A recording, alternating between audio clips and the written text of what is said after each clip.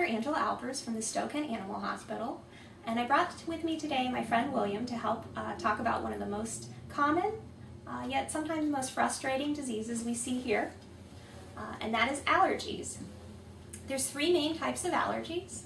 There's inhaled allergies, the kind that people often have to trees and grass, things like that. Those also can affect animals.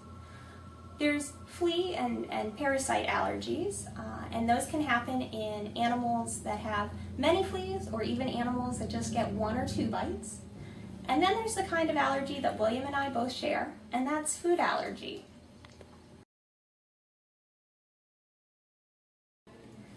People commonly think about food allergies sort of in an MSG reaction kind of way. I eat something, and then something bad comes out of either end, usually within a half an hour or 3 hours. But the truth is, that's not typically how we see food allergies in practice at all. What that is more typical of a food intolerance.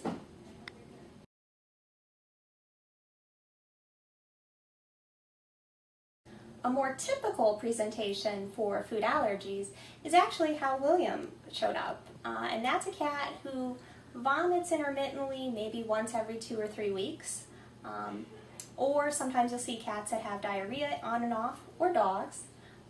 But the spectrum of allergy reaction can range from anything.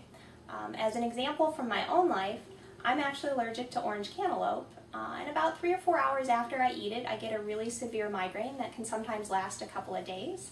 I actually have an assistant who in her late 20s developed a shellfish allergy, which showed up as very terrible dermatitis or skin infection looking all over. And we really commonly see these guys show up with ear infections, skin infections, itchy, sometimes we'll have coughing, things like that.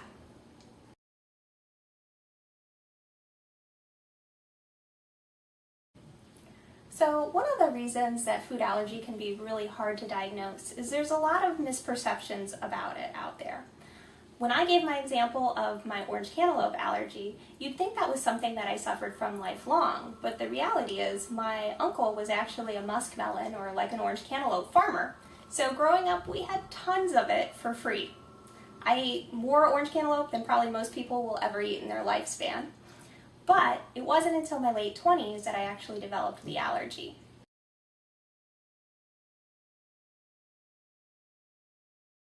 People often say to me, it can't be food allergy because he's always eaten the same food, just like I always used to eat orange cantaloupe.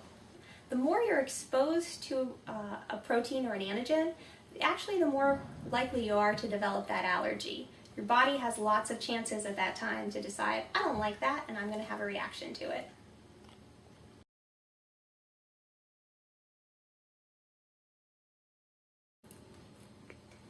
Human food allergies are commonly to things like dairy, wheat, soy. Nuts are a really notorious one for a lot of people, peanuts. But animal allergies are actually quite different than that.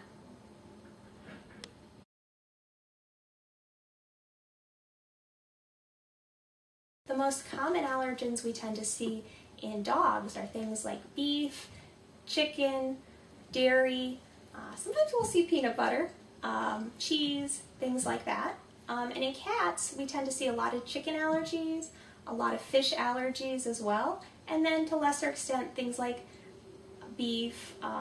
You can also have wheat and soy, corn, and all of those, but those three actually are less common than meat allergies.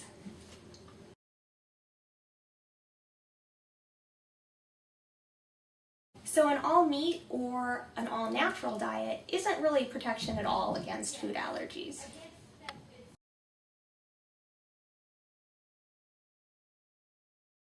Owners commonly want from us a medication that can help their pet deal with the symptoms they're seeing associated with food allergy. But there isn't a way to suppress their immune system that's completely safe.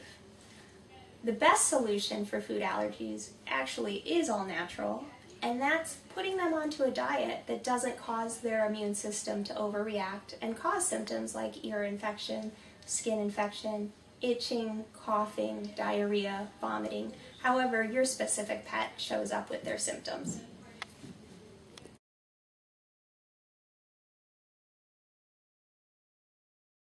Another common misperception I hear about is people will tell me it can't be food allergy because I've already switched their food.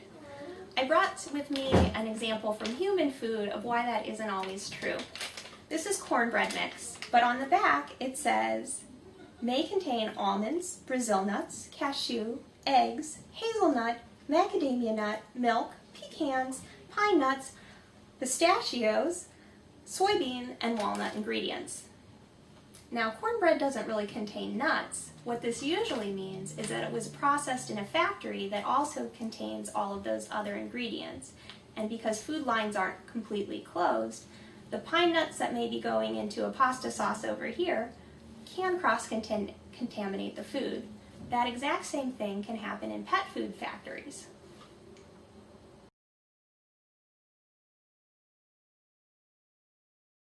As a result of this effect, we'll often recommend a really specific limited antigen diet. And what that is a food made of just 1 or 2 protein and carbohydrate sources that we know is made in a very controlled environment and that shouldn't have cross-contamination from other ingredients. So I brought with me a couple of examples.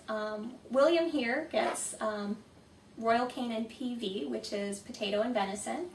There's other forms of diets too, like a hydrolyzed diet, so that your body doesn't recognize it as any kind of protein your pet's body doesn't recognize it as any kind of protein it's ever been exposed to. And they come in canned and dry varieties. A lot of times it's about what has your pet been exposed to in the past and what is very palatable to your pet.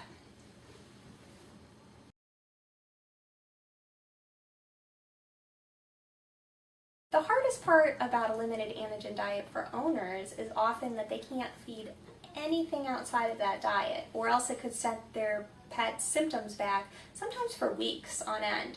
So William just gets his limited antigen diet. That's it.